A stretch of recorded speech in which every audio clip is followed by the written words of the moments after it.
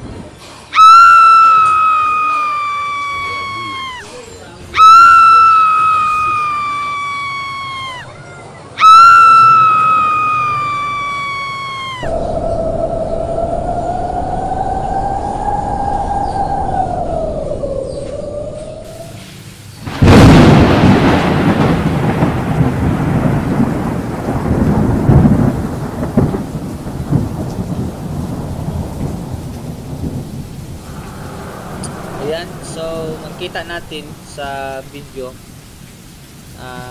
overacting po yung mga tao na to.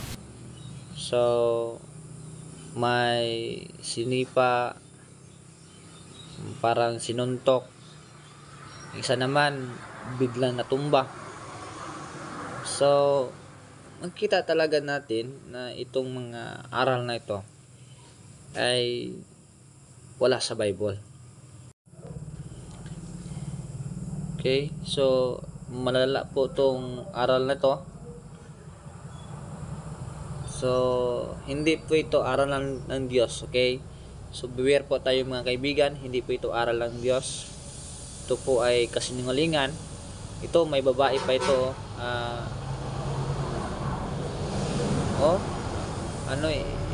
Hindi ko ma-explain kung anong nangyari sa babaeng ito. Basta bumuka yung kanyang bunganga. Yan. So, parang nagsanib pwersa na yata ito eh.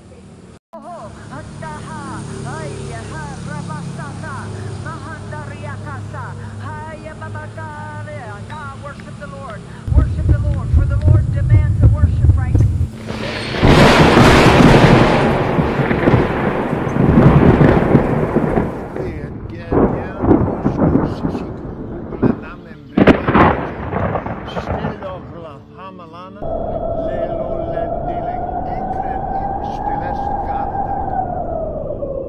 The movement of the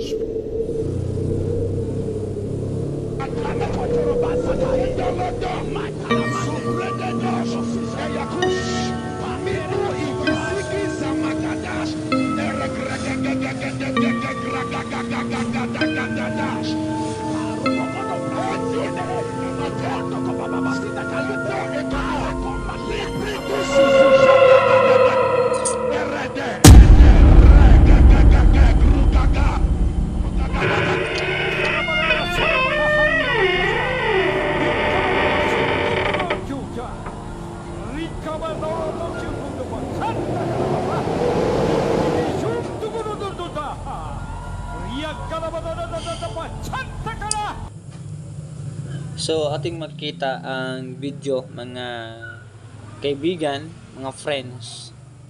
So halatang halata na hindi po sa Diyos ang aral na yan.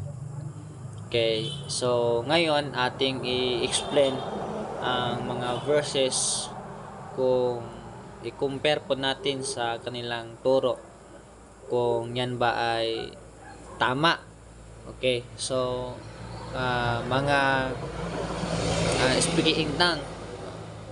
So yan po ay malala, no, na mga aral na yan kasi sa Bible wala na yan.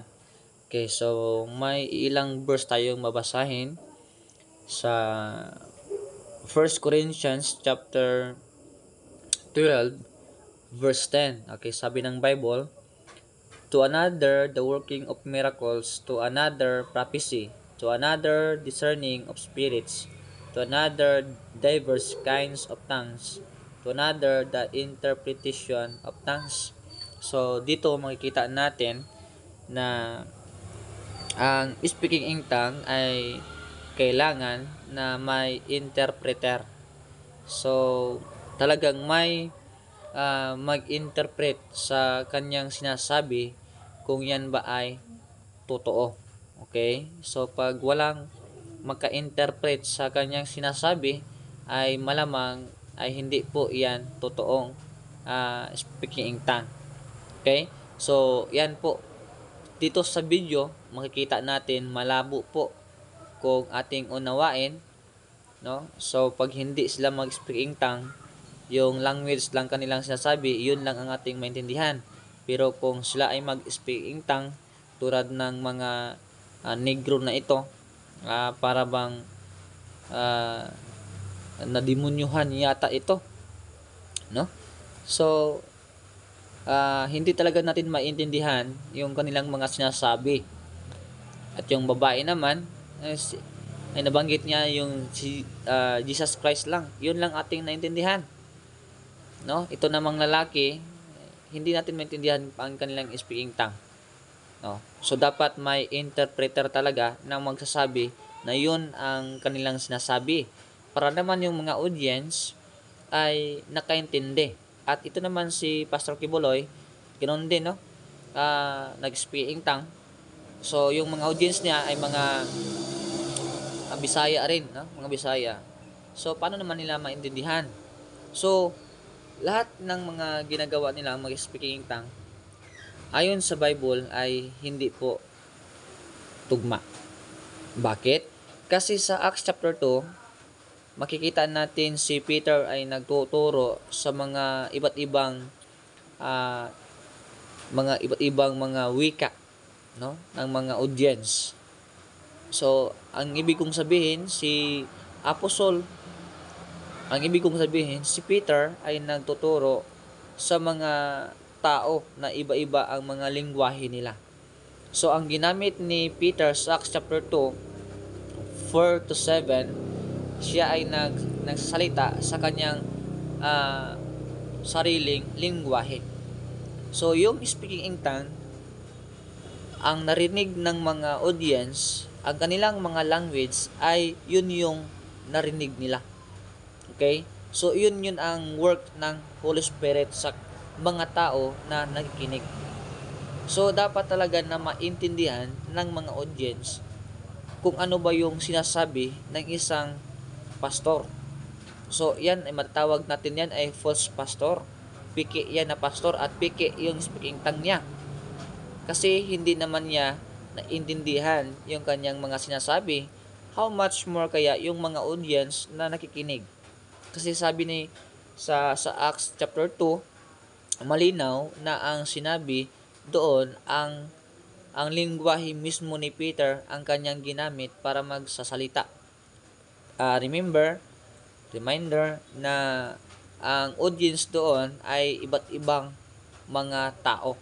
May Arabo na mayroong taga Roma, mayroong taga Jerusalem o Judea. So iba't iba mga tao ang nakikinig, pero sila ay nakaintindi kasi ang narinig nila sa mensahe ni Peter ay kanilang mga language. So that's why ay naintindihan nila. At ngayon naman sa ating panahon, ang speaking tongue, sabi ng Bible sa 1 Corinthians chapter 13. Okay, so ito ang nakalagay sa 1 Corinthians chapter 13 verse 8. Charity never faileth, but whether there is prophecies, they shall fail, whether there be tongues, they shall cease. So yung mga speaking tongue, no? Nandito na po ang Bible. So kumpleto na po ang Bible. So yung speaking tongue ay hindi na po kailangan sa ating panahon ngayon. Kaya nga yan po ay nahinto na. Okay? So, whether be the knowledge, it shall vanish away. So, malinaw po mga kaibigan na ang speaking in tongue ay wala na po ngayon. Kasi nandito na po ang Bible. So, dito na po makikita natin na kung sino talaga ang nagsasabi ng totoo. Oh, so, yung mga nag-speaking tongue na makikita natin sa video, mga piki yun. Kasi hindi naman nila yun naintindihan. At sa challenge natin, kung may dalawang tao na mag-interpret sa kanilang mga sinasabi, tiyak na hindi nila yon maunawaan. Kasi sabi ng Bible, dapat talaga may mag-interpreter para ma-explain nila kung ano yung kanilang sinasabi. Okay, so may verse pa tayong mabasahin. Sa 1 Corinthians chapter 14 verse 27, if any man speak in a known tongue, let it be by 2 or at the most by 3, at that by course, and let one interpret. So dapat talaga na may mag-interpret sa kanilang sinasabi. Okay? So pag wala, hindi mag-interpret sa kanilang sinasabi, ay hindi po 'yon galing sa Diyos. Galing po 'yon kay Satanas. So yan, malinaw po ang Bible. So, yan po, malinaw po na ang kanilang turo ay mali po. Kasi nasabi ng Bible, ang speaking in tongue ay dapat mayroon 1, 2 o 3 ang mag-interpret sa kanilang sinasabi. Pag walang maka-interpret sa kanilang sinasabi, mali po yan. At yung sinasabi naman doon sa video na yon na parang sinuntok, parang sinipa, may natumba, may nakabunganga yung babae, no? May na parang parang nadimunyuhan yata yung isang lalaki, no? So yan po ay mali, kasi kung mapuno ka ng Holy Spirit ay hindi po ganyan yung reaksyon, no? Hindi po ganyan yung reaksyon tulad na ating makita sa video. So yan lang po ang ating ma-expose na mali sa kanilang mga video. So wag maniwala agad-agad, basahin ng Bible. So don't forget to subscribe and follow my Facebook page at paki-share na po sa ating lahat. God bless po.